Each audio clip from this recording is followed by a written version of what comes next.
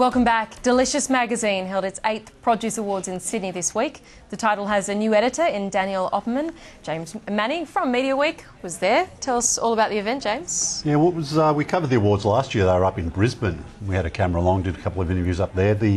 Since then, Delicious magazine, the editor's changed. Danielle's doing it now. And the food sector's been under a little bit of pressure. You know, there's a couple of titles have disappeared. There's a new one coming along, which we talk about in the interview. So, like all magazine sectors, has certainly had their pressures in the last 12 months. Yeah, you actually interviewed the News Life Media Managing Director Nicole Sheffield and also the group publisher of food brands Fiona Nilsson at the event, so let's have a listen. Fiona, can it be really a year since we were in Brisbane at the last Delicious Produce Awards? I know, it seems like it was just yesterday, although obviously a lot's happened in that time.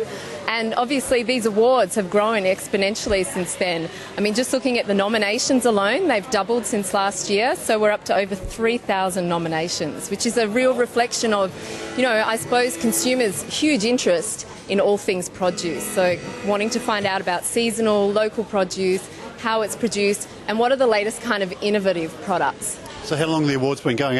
What number is this? The awards have been going for 8 years, 8 very successful years, and we've had Maggie Beer as our patron since the inception of these awards, which is fantastic. And just remind us, where does Delicious sit in the overall sort of food spectrum? Is it high-end, mid-range?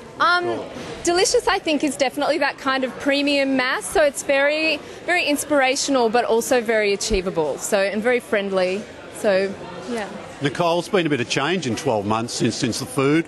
Publishers have closed titles. There's a lot more emphasis on digital, but you're not giving up on print, certainly, are you? No, we never give up on print because actually it's not about the print or the paper or the ink, it's about the brands, and Delicious is proof how big this brand is. I mean, this is a brand that exists in the Netherlands, it exists in the UK, it has a massive merchandise range, and it's got a very strong future. Now, it's obviously a brand that started here, and it's a key part of the Taste platform overall. It is a key part of the Taste platform, but I think Taste in itself is a much bigger platform and is a bigger opportunity, and is proven to be a brand unto itself and bigger than the magazines that contribute to it. As a sector, how is food holding up overall? I mean, everybody's got to keep eating. Does that mean everybody's got to keep advertising? Look, as a sector, food is massive. Obviously, we're the #1 food publisher in the country and we're particularly passionate about food, but where we've seen the growth is not just in social, but in our digital development, and we've got some exciting things happening around the corner with Taste that I think will really prove that we're moving beyond just magazines and into a much broader spectrum.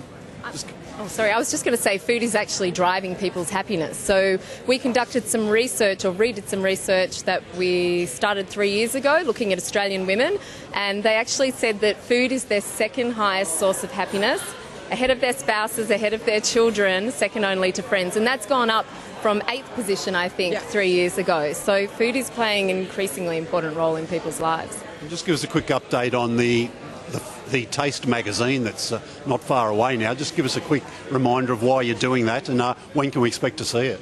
Well, the Taste magazine comes out in September, and we realised how massive Taste was when we conducted some research last year to understand the value of Taste as a brand and as a product beyond it just being a website. And that fueled the realisation that, as Fiona said, that food was so important to her joy, to her happiness, to her family, and that really, as a brand, people wanted to engage more with Taste. They wanted to have a Taste product that they could be part of, and this is far more than just a magazine. This is, yes, it is a print product, but its heart and soul is digital, and so we've created a whole different way of creating content that delivers across all those platforms and ensures that it's much more than a monthly magazine, but something that's the Taste community can get engaged with on a daily basis. Now, your News Life Media, your big digital properties, big magazines. There's been lots of talk about sort of monetising all those digital eyeballs. How's your digital audience going, and how's the progress on sort of getting a better return, I guess, for all those customers? Look, it's going well. I think that we've still got a long way to go. It's still advertiser driven, and I think the opportunity is to really broaden where we monetize and how we monetize our audience and our brands. But it's definitely in a significantly stronger space than it was even 12 months ago. I mean, we're talking 50% growth year on year. And really, if I look at News Life Media, when I joined, 70% of its revenue was print. I think we're pretty close to 50-50 now. Fiona, you've always been very active in the app space. You've had apps for magazines, apps for recipes and stuff. Yes. How's that all going? And is it, you're still releasing stuff, or do you just fine-tune existing ones? What are you doing? No, we're still releasing, and just in terms of how it's going, Donna Hay, which is the Australia's #1 food magazine app, has actually grown 54% in the last audit, and our own Superfood Ideas, which is the #3 magazine app, grew 78%. So, I mean, they're pretty astronomical growth figures, and yes, we are constantly looking at new offerings in this space. So, does the Donna Hayham's the highest circulating digital edition. Does that give you sort of any insight into the future that one day there will be significant numbers buying digital editions as well as hard copy? Oh, absolutely. I mean, that is the future, and I'm not going to give you any secrets because that's for us.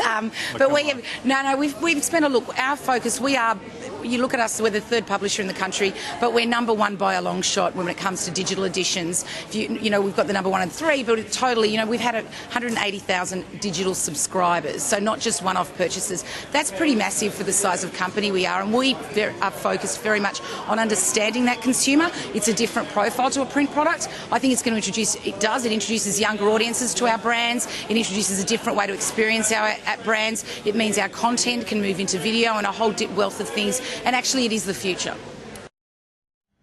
Let's go back to James Manning. Final comment. Are there other big magazine launches coming up this year, James? Or? Yeah, look, there are, Brooke.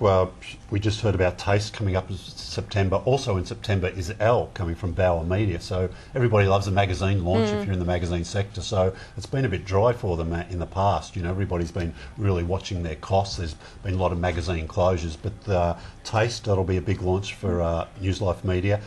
Elle, major investment for Bauer Media. So we'll be covering that on the show shortly. We'll start to hear about their website's going to be up, I think, in August, like a month before we get the hard copy of the magazine. So you really got to go out there with your digital and your print properties now.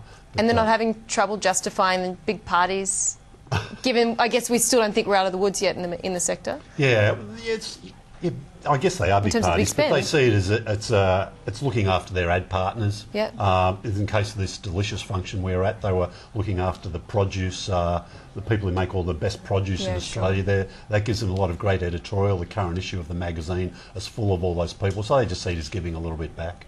James Manning, thanks so much. We'll see you next week. That's all we have time for this edition of Media Week. Thanks for your company.